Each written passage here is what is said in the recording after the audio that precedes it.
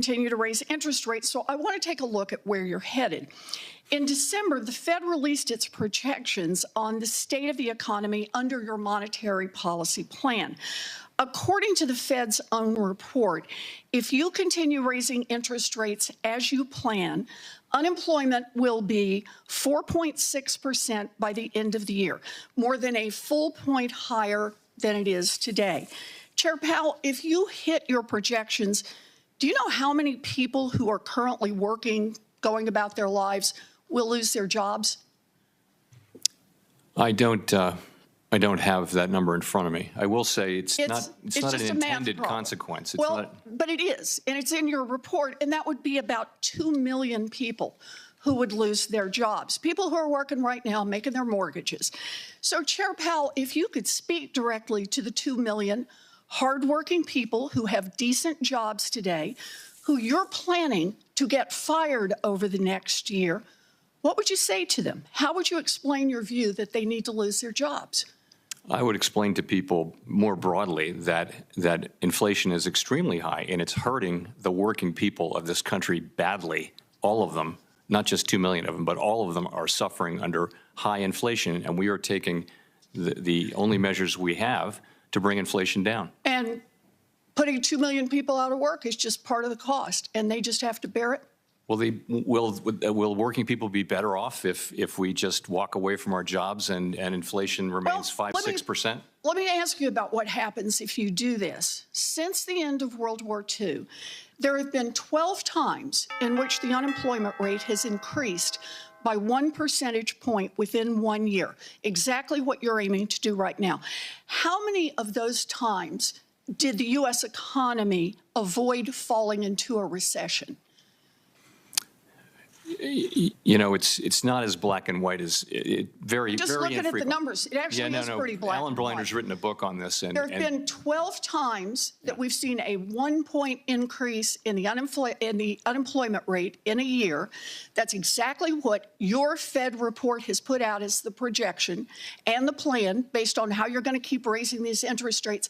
How many times did the economy fail to fall into a recession after doing that, out of 12 times? I think the number is 0. I think the number is 0. That's exactly right. So then the question becomes, we've got 2 million people out of work.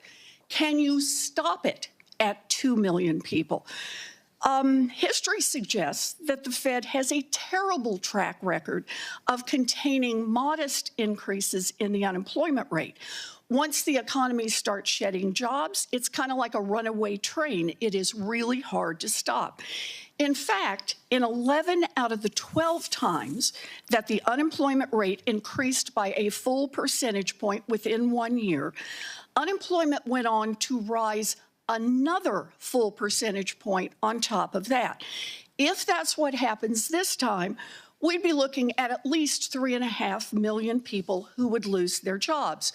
So, Chair Powell, if you reach your goal and 2 million people get laid off by the end of this year, and then, just like in 11 out of 12 times that unemployment has risen by a point in a single year, it keeps on rising, and then we've got 2.5 million people out of work. We've got 3 million people who get laid off. We've got 3.5 million people who get laid off. What's your plan?